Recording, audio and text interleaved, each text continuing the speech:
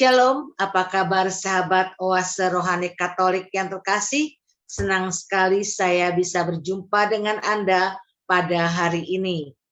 Dan berbahagia sekali karena kita semua ditemani oleh Romo Profesor Dr. Mardi Atmojo SY.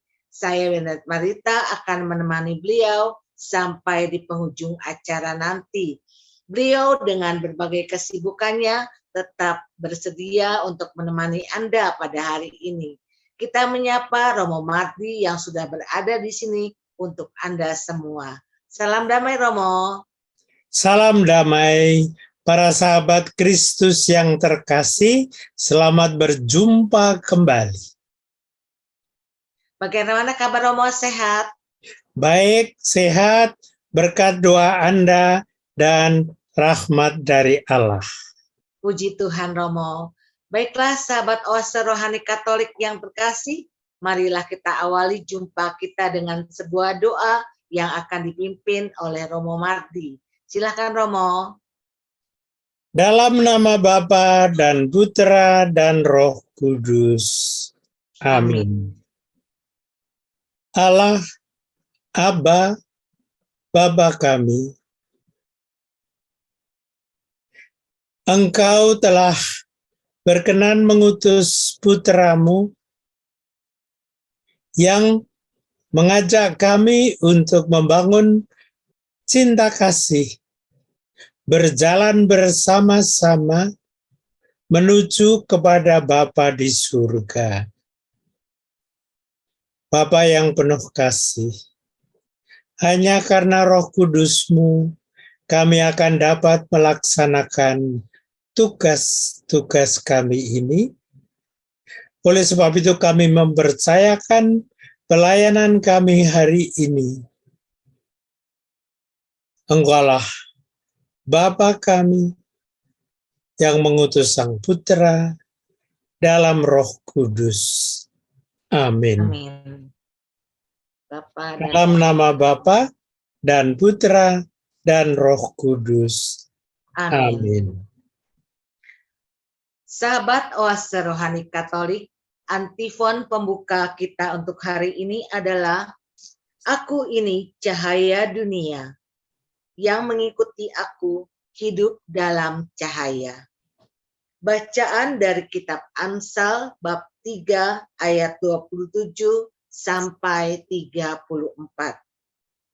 Anakku, janganlah menahan kebaikan terhadap orang yang berhak menerimanya, padahal engkau melakukannya.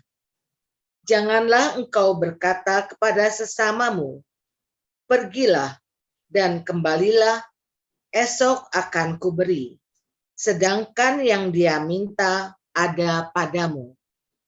Janganlah merencanakan kejahatan terhadap sesamamu, sedangkan ia tanpa curiga tinggal bersamamu. Janganlah bertengkar secara semena-mena dengan seseorang yang tidak berbuat jahat terhadapmu. Jangan iri hati kepada orang yang melakukan kelaliman, dan janganlah memilih satupun dari cara hidupnya. Sebab orang yang sesat adalah kekejian bagi Tuhan. Tetapi dengan orang jujur, Tuhan bergaul erat. Kutuk Tuhan ada di dalam rumah orang jahat, tetapi tempat kediaman orang benar diberkatinya. Berhadapan dengan pencemooh, Tuhan pun mencemoohkan, tetapi orang yang rendah hati dikasihaninya. Demikianlah sabda Tuhan. Syukur kepada Allah. Sahabat Oase Rohani Katolik yang terkasih, marilah kita tanggapi sabda Tuhan dengan mazmur tanggapan. Tuhan, siapa boleh diam di gunung-Mu yang kudus? Tuhan, siapa boleh diam di gunung-Mu yang kudus? Yaitu orang yang berlaku tidak bercela, yang melakukan apa yang adil dan mengatakan kebenaran, dengan segenap hatinya, yang tidak menyebarkan fitnah dengan lidahnya. Tuhan, siapa boleh diam di gunung-Mu yang kudus? Yang tidak berbuat jahat terhadap teman dan tidak menimpakan cela kepada tetangganya, yang memandang hina orang-orang tercela, tetapi menjunjung tinggi orang-orang yang takwa, yang berpegang pada sumpah walaupun rugi. Tuhan, siapa boleh diam di gunung-Mu yang kudus? Yang tidak meminjamkan uang dengan makan riba dan tidak menerima suap melawan orang tak bersalah. Siapa yang berlaku demikian tidak akan goyah selama-lamanya. Tuhan, siapa boleh diam di gunung-Mu yang kudus? Sahabat Oase Rohani Katolik yang terkasih, sekarang marilah kita simak bersama bacaan Injil Lukas bab 8 ayat 16 sampai 18 yang akan disampaikan oleh Romo Marti. Tuhan bersamamu. Dan bersama rohmu. Inilah Injil Yesus Kristus menurut Lukas. Dimuliakanlah Tuhan. Sekali peristiwa, Yesus bersabda kepada murid-muridnya, "Tidak ada orang yang menyalakan pelita, lalu menutupinya dengan tempayan, atau menempatkannya di bawah tempat tidur.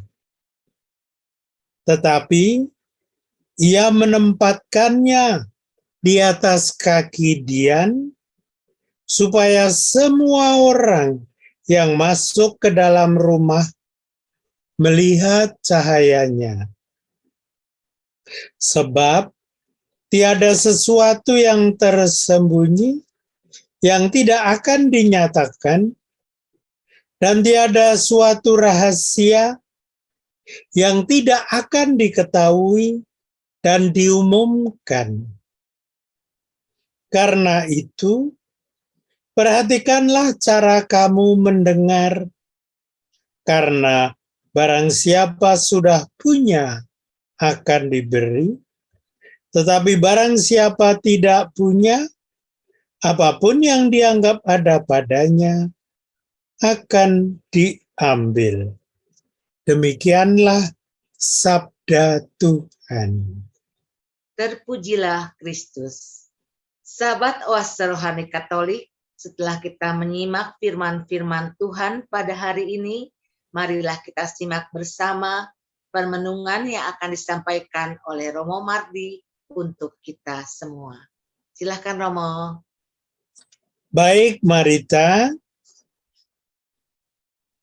Bacaan yang pertama tadi diambil dari kitab Amsal, suatu kitab yang membukakan bagi kita kebijaksanaan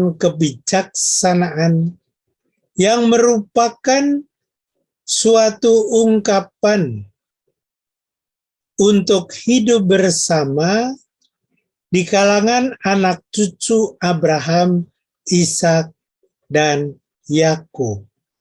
Tapi, kalau kita perhatikan baik-baik apa yang disampaikan dalam kitab Amsal tadi, sebenarnya sangat banyak erat berkaitan dengan kebijaksanaan para leluhur kita, para orang tua, dan bahkan kita-kita semua yang hidup bersama dalam Nusantara dengan berbagai macam kebijaksanaannya. Coba kita baca sebentar lagi, karena ada beberapa kata yang sangat pas, tepat untuk masa kini. Coba, jangan menahan kebaikan terhadap orang yang berhak menerimanya, padahal engkau mampu melakukannya. Di mana-mana sekarang kita melihat dan mendengar orang yang berbuat kebaikan. Contoh yang sangat mudah dan saya yakin Anda alami, bahkan saya percaya barangkali kerap Anda lakukan sendiri. Kebaikan yang disebut adalah bagaimana kita memberi perhatian kepada orang sakit. Selama masa COVID, saya yakin Anda pasti pernah berkunjung kepada orang sakit. Bisa saudara kandung, bisa anggota keluarga, bisa juga dari keluarga besar Anda. Saya yakin Anda pernah berbuat baik kepada mereka. Perbuatan baiknya belum tentu hebat-hebat. Enggak. Saya pernah melihat seseorang anak membawa panadol kepada tetangganya yang pusing-pusing. Pilnya tidak besar, tetapi hati anak itu besar sekali, berbuat baik. Ada pula yang barangkali lebih kecil lagi, karena tidak sampai membeli. Saya pernah melihat dekat rumah saya, itu ada jalan menuju ke Pasar Senen di Jakarta Pusat. Di sana dapat ditemukan anak-anak kecil yang memiliki kebiasaan sangat bagus. Berbagi kacang. Anda pernah dengar kata kacang? Anda pernah memegang kacang? Berapa besar itu? Kacang kalau dibandingkan dengan nanas, pasti kacang jauh lebih kecil. Apalagi dibandingkan dengan durian, lebih kecil. Maka berbagi kacang adalah berbagi hal yang baik, tetapi sebenarnya sangat kecil. Namun, harus saya katakan, saya menghormati anak kecil yang membagikan 3 kacangnya kepada teman yang sedang main bersama dia. Itulah, jangan menahan kebaikan terhadap orang yang berhak menerimanya, karena anak yang satunya belum makan sama sekali. Makan 1, 2, 3 kacang dapat sangat memuaskan kelaparannya. Apalagi dikatakan dalam Amsal, engkau mampu melakukannya. Kalau engkau tidak mampu, bisa dipahami. Tapi kalau engkau mampu melakukannya, seberapa banyak di antara kita yang mampu melakukan kebaikan, tapi segan. Takut kalau tangannya kotor. Takut kalau kacangnya yang 5 habis. Maka, kalimat kedua adalah kalimat yang bisa diucapkan oleh setiap di antara kita, karena berbunyi, Janganlah engkau berkata kepada sesamamu, pergilah dan kembalilah, esok akan kuberi. Nah, kacangnya sudah habis. Kacangnya sudah nggak enak lagi. Apalagi kalau itu adalah sebagian kecil dari suapan yang ada di tangan kita. Padahal yang dia minta ada padamu. Para sahabat sekalian, bukankah ini merupakan suatu hal yang saya yakin sudah sering Anda lakukan. Tapi yang ingin saya garis bawahi di sini, ini masuk Alkitab loh. Dengan kata lain, bahwa dalam Alkitab, berbagai macam perbuatan baik Anda dipuji, dihargai oleh kitabnya Tuhan ini. Bukankah ini suatu tanda betapa kita dianjurkan untuk berbuat baik? Lagi, janganlah merencanakan kejahatan terhadap sesamamu, sedangkan ia tanpa curiga tinggal bersamamu. Saya kira sekarang ini di banyak bagian kota Jakarta, di banyak bagian Jawa Barat atau Jawa Tengah, di banyak bagian dalam Indonesia ini atau bahkan Asia Tenggara, saya yakin bahwa banyak orang mengaku bahwa tidak sengaja menendang kaki temannya, padahal sebetulnya disengaja juga. Ada kemungkinan kalau kita menendang bola sedemikian sehingga membuat tetangga kita dirugikan karena jendelanya pecah. Jangan bilang itu sepele. Karena pecahnya jendela menyebabkan masuk angin di waktu malam. Jadi buntutnya panjang. Artinya, janganlah merencanakan kejahatan terhadap sesamamu. Karena dia nakal dan tadi mau saya tiru tulisannya waktu ujian, kok nggak boleh, maka sekarang saya lemparkan batu ke rumahnya atau ke motornya atau sepedanya.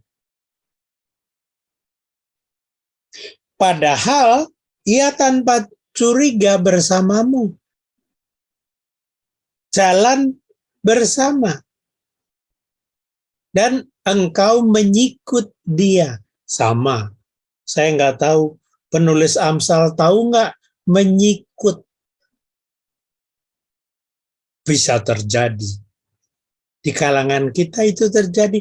Dan bisa kita rencanakan. Saya menyikut teman yang di sebelah kanan, supaya kita bisa dekat dengan teman yang sebelah kiri.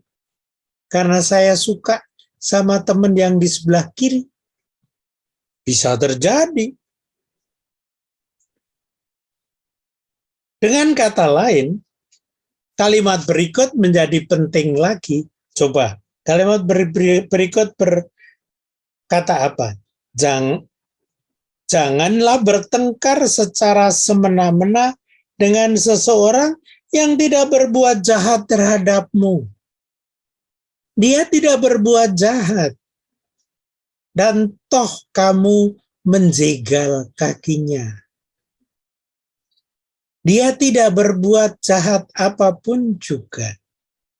Toh kamu membicarakan dia secara tidak fair, tidak benar.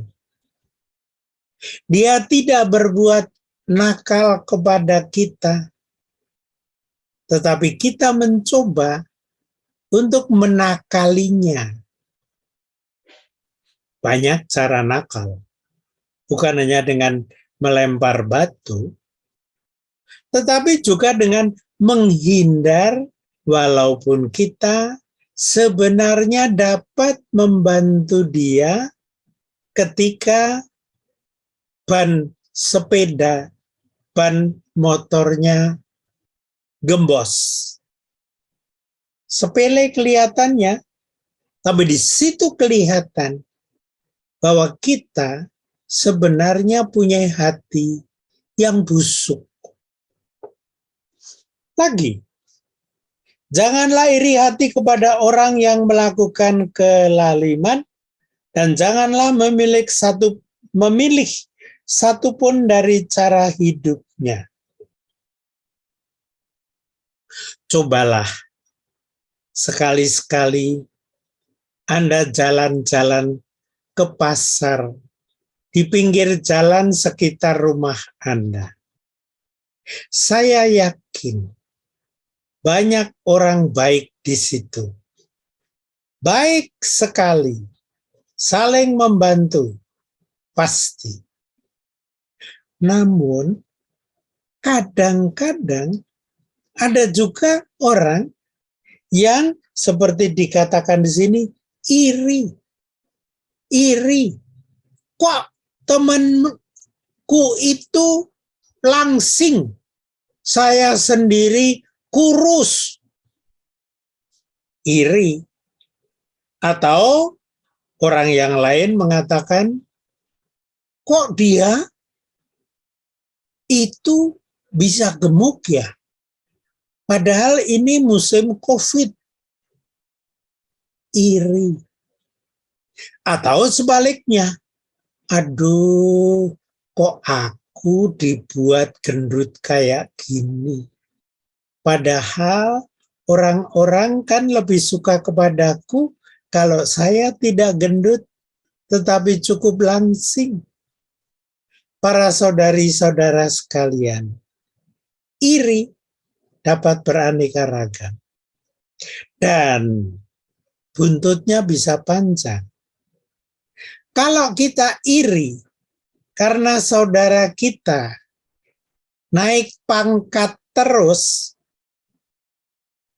itu juga bisa merupakan peristiwa dalam kehidupan kita sehari-hari. Kalau naik pangkat, maksud saya bukan bahwa Anda langsung menjadi jenderal bintang 4 atau bintang 3, enggak perlu sampai segitu. Tetapi bisa juga bahwa dia naik pangkat menjadi kapten, pemimpin dari tim sepak bola atau tim badminton. Dia kok jadi pemimpin ya? Lalu saya iri. Bisa terjadi. Apalagi kalau orang melakukan kelaliman. Para sahabatku yang terkasih, Anda masih ingat bahwa dalam perjanjian lama banyak sekali terjadi yang seperti itu. Anda masih ingat? Saya yakin masih ingat bahwa Yusuf ditendang dari keluarganya karena apa? Karena saudara-saudarinya yang sering kali kumpul makan, minum, main bersama, iri bahwa Yusuf itu dekat dengan bapaknya. Maka malah mau dibunuh. Di banyak tempat, mungkin di Indonesia juga ada orang yang suka mau membunuh orang. Darahnya halal. Padahal Ini hanya soal iri. Bisa terjadi bahwa kita di kelas, dalam kursus, di kampung, di kantor, juga iri karena teman saya, teman kita, itu kok cepat naik pangkat. Saya lama banget naik pangkat. Para sahabat sekalian, kalau kita membaca bacaan pertama ini, kitab Amsal, sebenarnya banyak sekali yang bunyinya mirip dengan pengajaran yang diberikan para guru di SD atau di SMP atau di SMA yang namanya Pancasila. Karena di sana kelihatan sekali bahwa kita diajak untuk saling mencintai satu sama lain. Tidak iri hati, tidak memojok-mojokkan, tidak mencuri milik orang lain, korupsi, membunuh, dan seterusnya dan sebagainya. Marita, untuk sementara itu dulu, apakah semuanya memadai bagi Marita? Ya Romo, terima kasih. Saya rasa cukup jelas. Romo, apa saja yang dapat kita lakukan untuk minimalisir adanya kesalahpahaman, Romo? Untuk meminimalisir adanya kesalahpahaman. Apa sih artinya salah paham? Salah memahami. Dan kerap kali salah memahami berasal dari salah memandang. Tidak jarang dari salah mendengarkan. Tidak jarang disebabkan karena salah membaca maksud. Bahkan kadang-kadang salah mengucapkan kata-kataku sendiri. Dengan kata lain, pertanyaan Marita dapat kita jawab dengan mengatakan,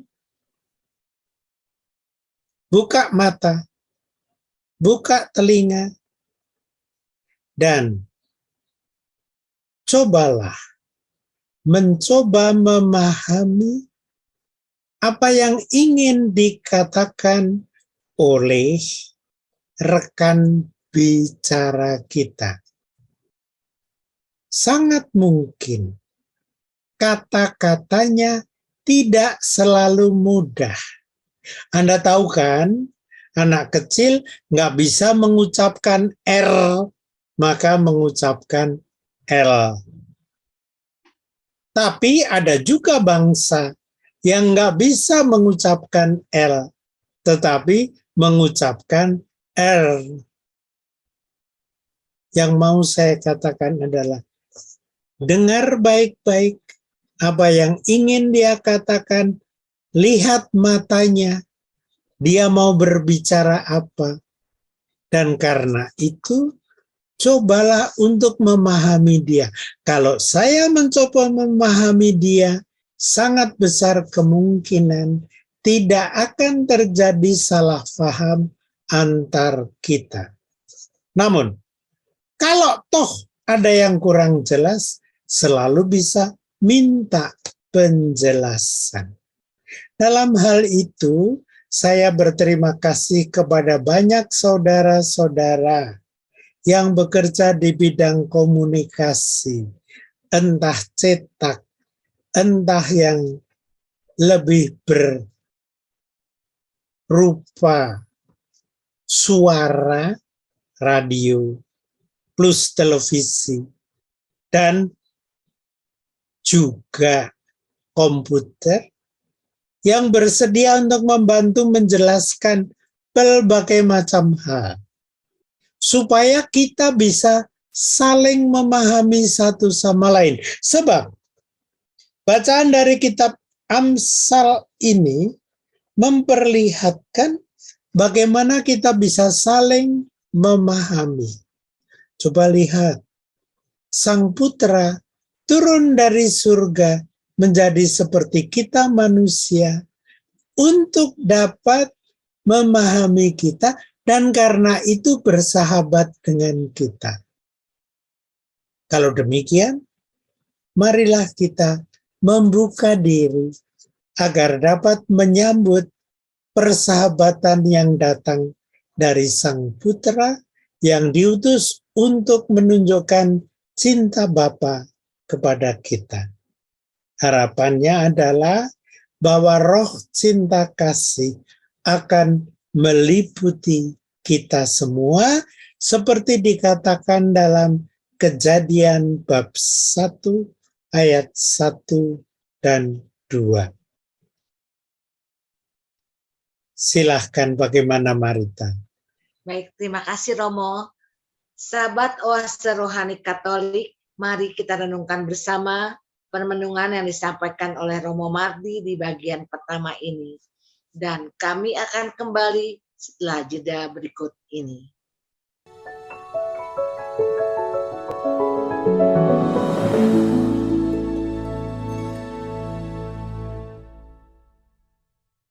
Sahabat Oase Rohani Katolik, kembali Anda menyimak siaran Oase Rohani Katolik hari ini bersama Profesor Dr. B.S. Mardi Atmojo SY. Saya Benar Marita akan menemani beliau sampai di penghujung acara nanti. Saya ingatkan kepada Anda yang ingin mengirimkan usul atau saran, silakan kirim ke alamat email kami orkkaj2021@gmail.com atau Anda dapat kirim WA ke nomor 0818 0251 334438. Baiklah sahabat Oase Rohani Katolik yang terkasih, kita kembali ke Romo Mardi untuk menyimak permenungan di bagian kedua. Silahkan Romo. Terima kasih Marita. Bacaan kedua adalah bacaan dari Lukas. Mungkin para sahabat Kristus yang hadir di sini sadar bahwa Lukas itu banyak mengajar tidak pakai otak, tapi pakai perasaan. Coba lihat. Tidak ada orang yang menyalakan pelita lalu menutupinya dengan tempayan atau menempatkannya di bawah tempat tidur, tetapi ia menempatkannya di atas kaki Dian supaya semua orang yang masuk ke dalam rumah melihat cahayanya. Para saudari-saudara sekalian, kalau Anda mendengarkan Lukas dengan pakai otak saja, maka Anda akan tergoda untuk mengatakan, ya itu tergantung pelitanya, pelita kayak apa. Kalau pelitanya itu koran pelita, ya lain. Kalau pelitanya itu adalah sesuatu yang dibuat dari sekedar benang kecil, ya nggak begini ini. Bukan itu maksud Lukas. Tapi maksud Lukas adalah sesuatu yang sangat biasa dalam keluarga yang paling miskin sekalipun, dan dalam suatu keluarga yang tidak mempunyai banyak peralatan dalam hidup. Coba, kalau Anda tinggal di desa dan mau pergi ke tetangga dan tidak mempunyai senter, maka Anda akan menyalakan sekedar daun kelapa kecil saja, tapi bisa digerak-gerakkan supaya menimbulkan cahaya kecil, mudah kita pergi ke tetangga. Sepele, tapi membantu. Karena itu, Anda perhatikan, kalau Anda mempunyai daun kelapa dan mau pergi ke rumah tetangga, dan lalu menyalakan daun kelapa itu, pikir baik-baik.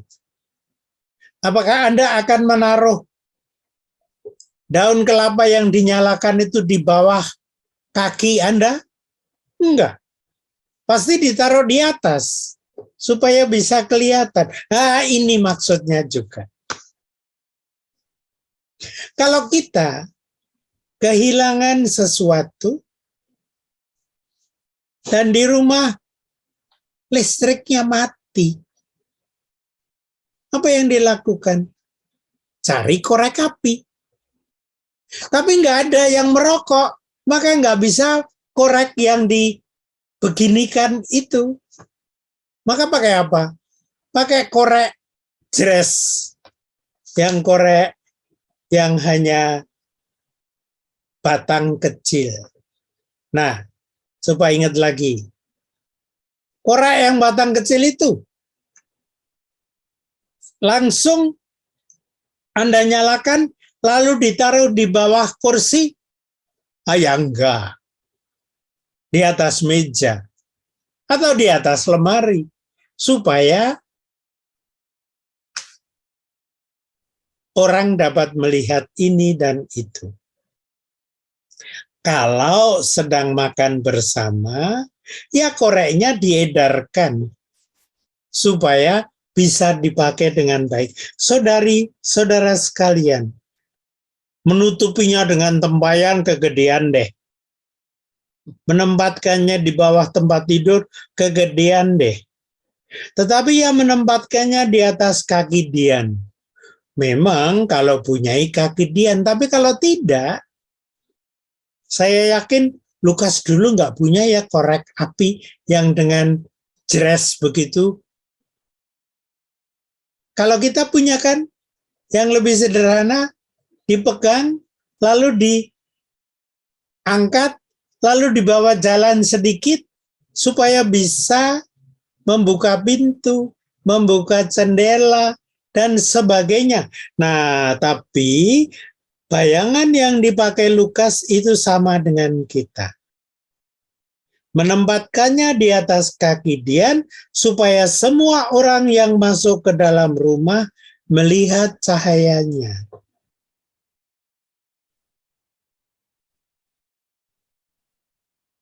Kalau saya masih saya tambah. Dan buka mata. Kalau tutup mata ya nggak ada gunanya itu. Dijereskan bagaimanapun juga. Buka mata.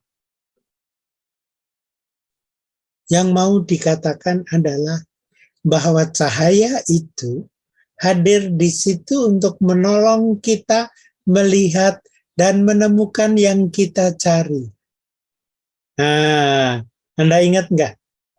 Tuhan Yesus mengatakan apa? Akulah jalan, kebenaran, dan hidup. Masih ingat?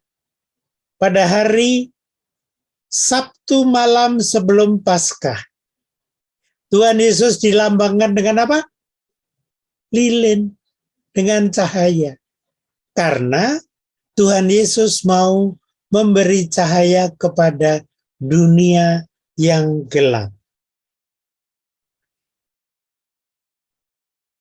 Sebab tiada sesuatu yang tersembunyi yang tidak akan dinyatakan. Para sahabat sekalian, yang paling cepat terjadi dialami oleh siapa pada waktu Tuhan bersengsara demi kita? Petrus membawa celurit, katanya mau membela Tuhan, hasilnya apa? Hanya selembar telinga. Lah kok nggak ini? Jadi kecil. Itu pun selang beberapa waktu, Petrus juga yang payah. Dia sembunyi-sembunyi, menyembunyikan pelita.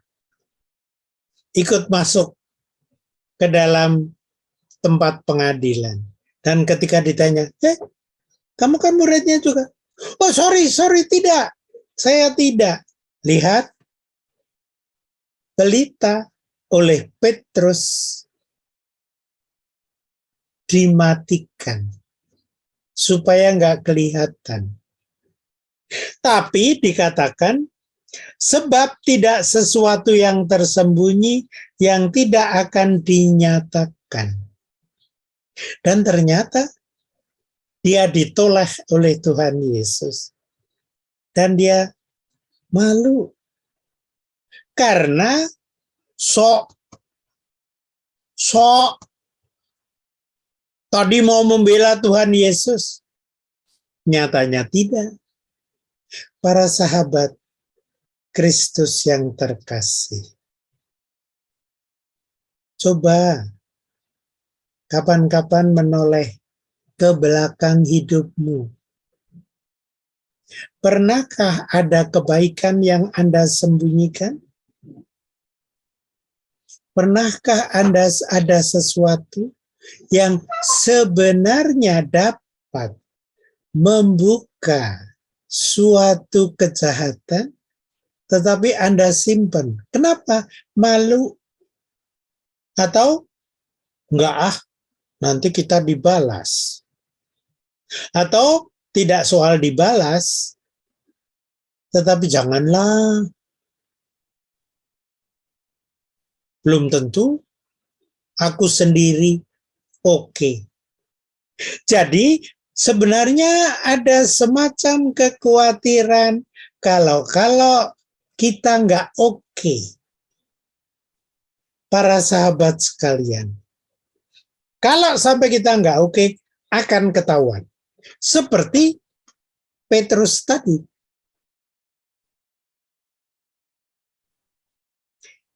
Para sahabat sekalian, pada bulan September ini, kita diajak oleh gereja untuk secara khusus membaca Alkitab. Nah, dan kerap kali kita berpikir mengenai Alkitab mengandung kebenaran-kebenaran yang tinggi sekali, yang sangat sulit. Kadang-kadang iya. Tetapi tidak jarang seperti yang dikatakan di sini mengenai korek api, mengenai nyala korek jres, mengenai sepele-sepele. Tapi harus kita lakukan. Seperti kalau kita naik bis, naik kereta, ada teman yang sebenarnya membutuhkan tempat duduk kita, apakah kita menawarkannya seperti dikatakan dalam Amsal tadi? Tetapi juga Lukas. Karena yang tersembunyi yang tidak akan dinyatakan nggak ada. Rahasia yang tidak akan diketahui dan diumumkan, nggak ada. Semua akan diketahui bahwa sebenarnya kamu sehat. Sehingga kamu bisa memberikan kursimu kepada seorang nenek yang berat untuk berdiri.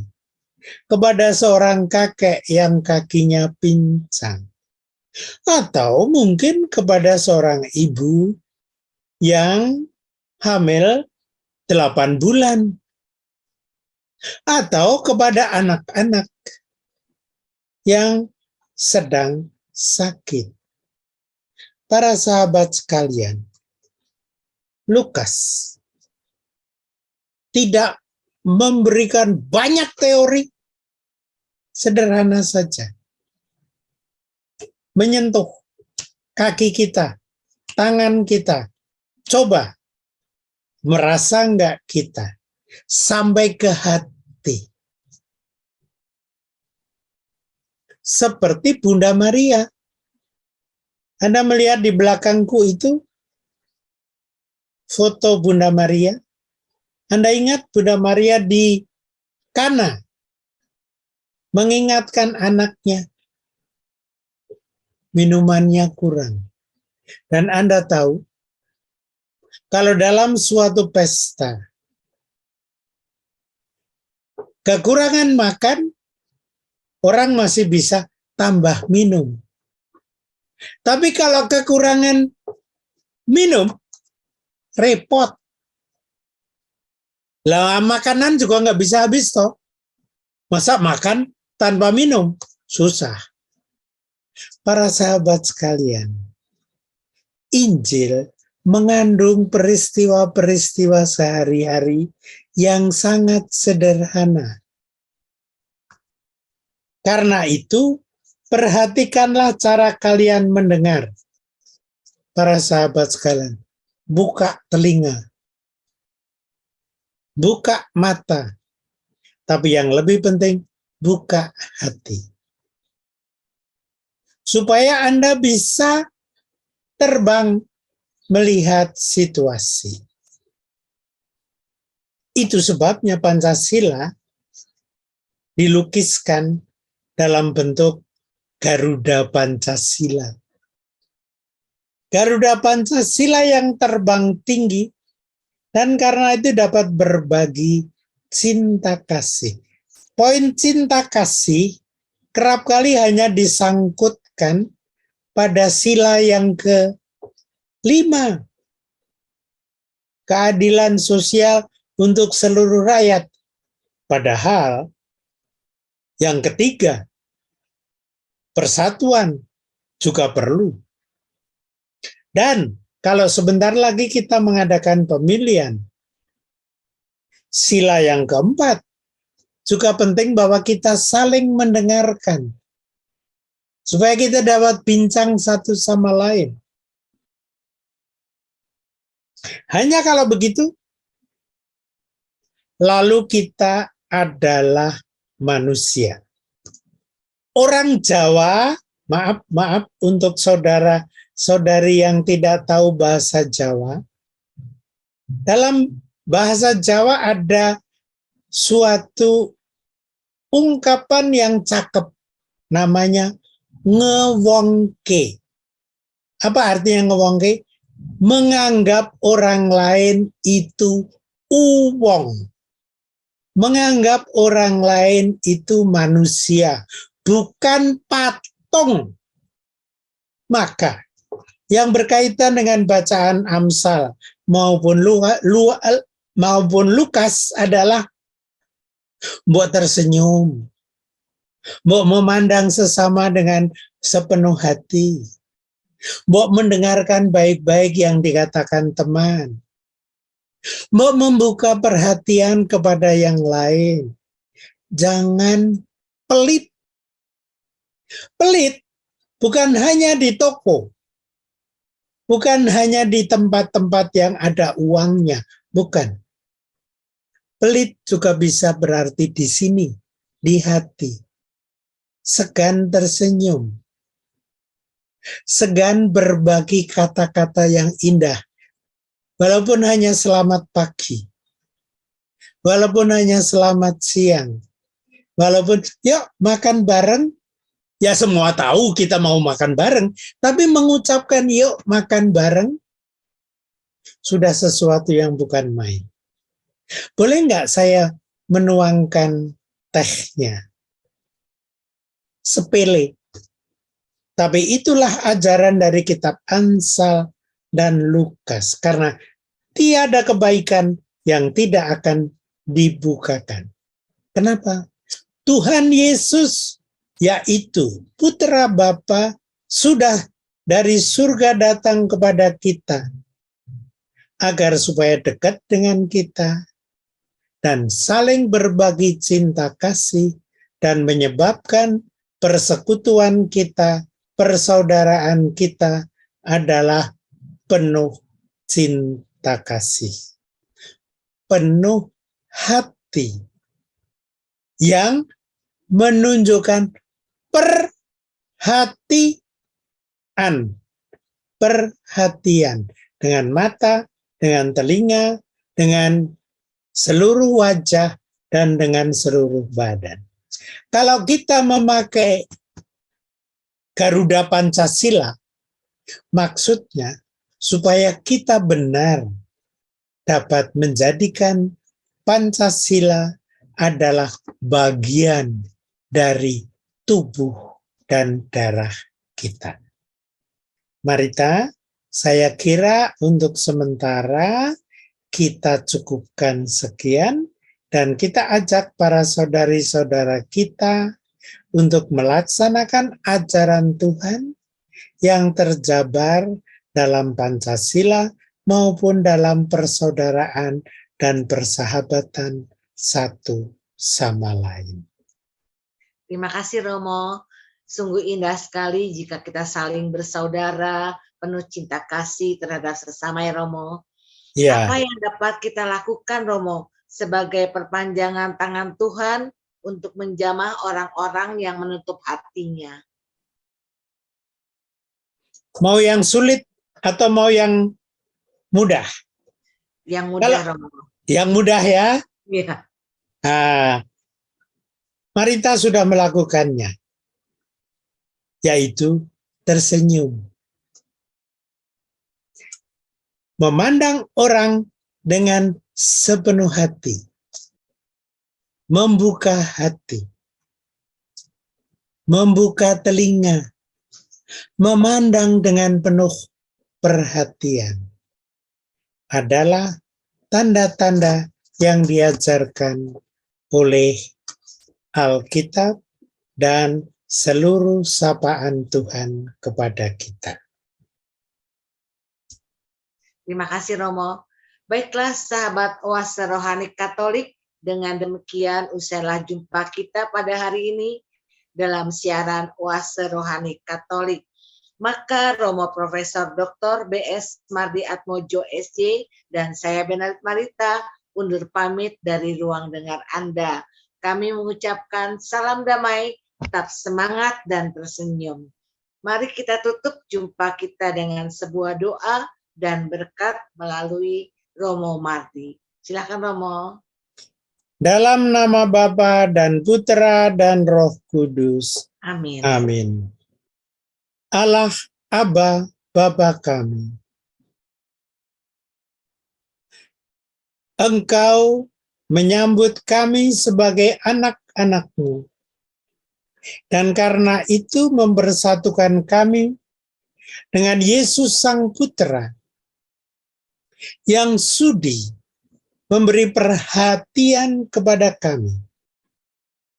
Bahkan mau sehati sejiwa dengan kami. Karuniakanlah roh cinta kasih-Mu, agar kami boleh senantiasa membuka hati dan membuka seluruh panca indera kami untuk menyambut sesama kami, agar seluruhnya dapat kita persembahkan demi kemuliaan Tuhan yang penuh berkat kepada kami. Oleh sebab itu, limpahkanlah berkat-Mu kepada kami dalam nama Bapa dan Putra dan Roh Kudus. Amin. Amin. Terima kasih Romo. Kembali. Baiklah, sahabat Oase Rohani Katolik, sampai jumpa lagi di siaran Oase Rohani Katolik berikutnya. Tuhan memberkati. Tuhan memberkati.